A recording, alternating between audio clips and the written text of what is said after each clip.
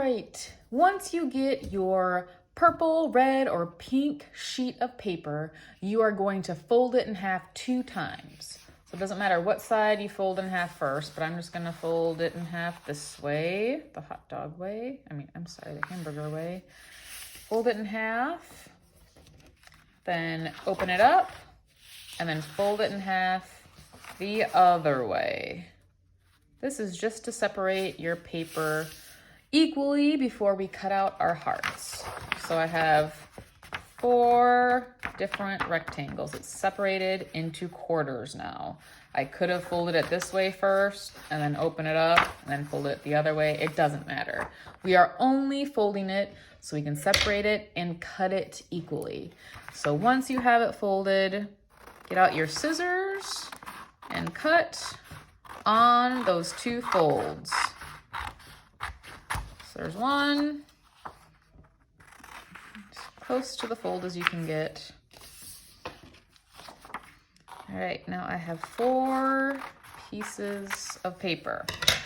All right, to cut a heart, you have to fold your paper in half first. It just makes it easier because once you fold your paper in half and you cut on the fold, that's the most important thing we're talking about here. It's gonna be a symmetrical image because you folded your paper in half, so whatever you cut once is going to automatically be cut on the other side, so it's gonna be the same. So I'm folding my paper in half. You could probably fold it in half this way. This would make kind of a fatter heart. This way is gonna make a taller, skinnier heart. So you can make a combination if you want. I'm gonna fold my first paper this way. So it's gonna be a skinnier heart. Now you can either start cutting it right away, which means this is the fold, so important. You can't start on the open edge. That will just make 2 half pieces that are apart. You want a heart. You need to start on the fold. So here's like the middle of my paper. Well, to make the heart where the heart kind of comes in and meets in the middle of the top of your heart, so the middle between those 2 bumps, you want it to be about right here because you don't want to be in the middle of your paper and make it too small. You want it to be about right here so you can arch it up and then turn it back down. You want to use as much paper as you can. So, like I said, about right around here, I'm going to start, and you want to angle it up pretty high. You want to get that nice big curve. So I started kind of cutting at a diagonal pretty high. And when you are cutting, you want to turn your scissors as you close them. So you can do that by either closing your hand and turning it at the same time, or the hand that has your scissors, I'm turning it and closing it, or you can use this hand to kind of turn the paper for you. But then you're just going to go straight back to the fold. You can go all the way down to the corner, but back to the fold. And then when you open it up, you have your heart. All right, let's put that aside. Let's do it again. I'm gonna fold it the other way this time. So this one's gonna be kind of a shorter, fatter heart. Fold it in half. All right, looks like a little card right now. This is the fold. This is the side you start cutting on. So important. Okay, I know I want to be up higher than halfway because I want a nice big heart that takes up all the paper. So I'm gonna start about right there, about in this area right here. Get out of the shadow there so you can see a little bit better. About in this area.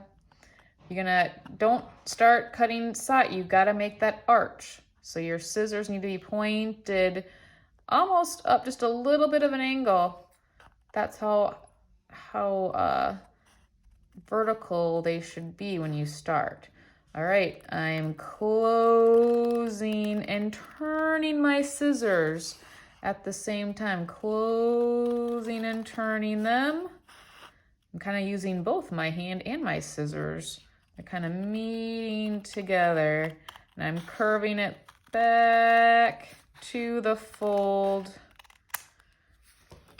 There we go. So I used most of the paper. That's a good thing. We want to make nice big hearts with the paper that we have. Open it up. So now I have kind of a short, fat one. There's 2 hearts there.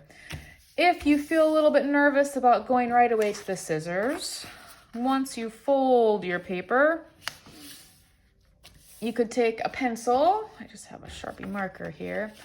I would use a pencil. But you need to start drawing half of your heart. If you want to draw it first, is what I'm trying to tell you you can do. You still have to start on that fold.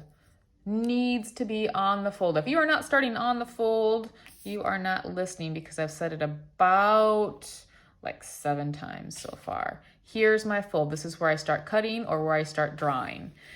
And you're drawing just what you would start cutting. You're doing this middle, in between the 2 bumps. That's where you're starting, either cutting or drawing when you do your heart.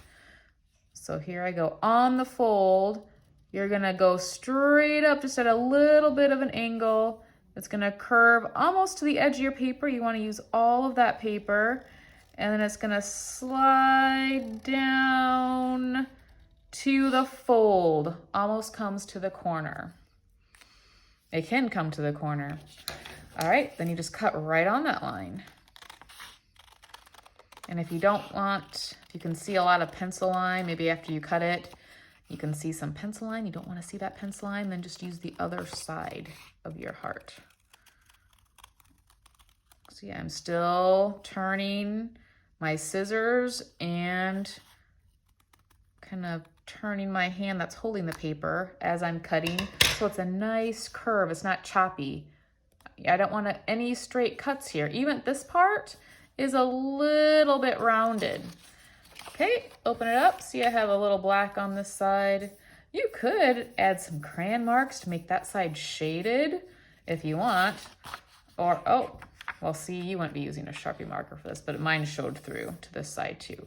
You could, maybe you want a border on it and you want to color that anyway. You could also do that. So you are going to be creative with your hearts, with markers, with crayons, construction paper crayons, decorating them. If you want to write a message or make a face on them, whatever you would like to do. You have 4, I didn't do the 4th one here, to decorate during this class period.